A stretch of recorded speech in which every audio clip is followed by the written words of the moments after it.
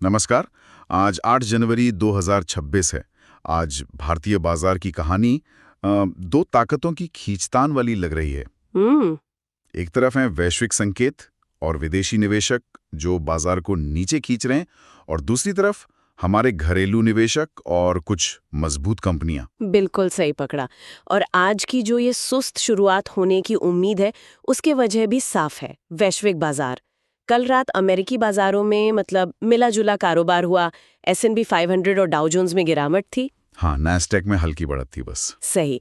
और आज सुबह गिफ्ट निफ्टी भी यही इशारा कर रहा है कि हम शायद नीचे ही खुलेंगे।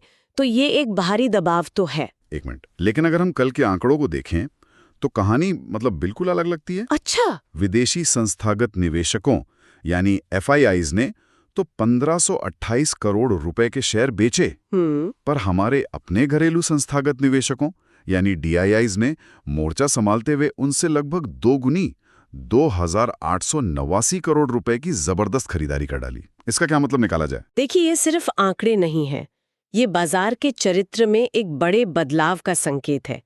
कुछ साल पहले तक FIIs की इतनी बड़ी बिकवाली से बाजार में एक घबराहट फैल जाती थी। सही बात है। लेकिन अब DIIs का पैसा, जो असल में हम जैसे निवेशकों का ही पैसा है, वो एक सुरक्षा कवच की तरह काम कर रहा है। तो बाजार की मजबूती अब सिर्फ विदेशी पैसों पर नहीं बल्कि घरेलू भरोसे पर भी टिक रही है। बिल्कुल। तो एक तरफ FII और DII की ये लड़ाई है, लेकिन बाजार की असली कहानी तो कंपनियों के अंदर पक रही है। आज सुबह कई कंपनियों की तरफ से बड़ी खबरें आई हैं। हाँ, बहुत एक्शन है। जैसे KPI ग्रीन एनर्जी को NTPC से ग्रीन हाइड्रोजन का एक बड़ा ऑर्डर मिला है। हाँ। और इसी लिस्ट में विक्रन इंजीनियरिंग भी है। उन्हें महाराष्ट्र में सोलर प्रोजेक्ट्स के लिए सोचिए 2035 करोड़ रुपए का एक बहुत बड़ा ऑर्डर मिला है। 2035 करोड़ रुपए? ये खबरें दिखाती हैं कि ग्रीन एनर्जी सेक्टर में जबरदस्त हलचल है। और इसी बीच अदानी पावर ने भी FY32 तक 2 लाख करोड़ रुपए के भारी भरकम निवेश का ऐलान किया है। 2 लाख करोड़? ये तो बहुत बड़ा ऐलान है। लेकिन क्या बाजार इसे सिर्फ सकारात्मक रूप से देखेगा, या फिर कंपनी के मौजूदा कर्ज को देखते हुए ऐसे एक बड़े जोखिम की तरह भी लिया जा सकता है? यही तो देखने वाली बात होगी।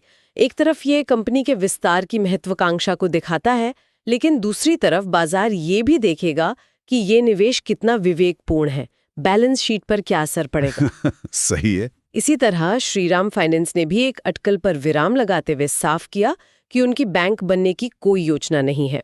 तो निवेशकों के लिए एक तरह की स्पष्टता है। और एक और दिलचस्प खबर कैस्ट्रॉल इंडिया की है। खबर है कि BP अपनी बड़ी हिस्सेदारी स्टोन पीक को बेच सकता है। हाँ, उस खबर के बाद शेयर में तेजी भी देखने को मिली। कॉर्पोरेट लेवल पर भी काफी कुछ चल रहा है। और ये सारी हलचल हमें कुछ खास सेक्टर्स की तरफ इशारा कर रही है।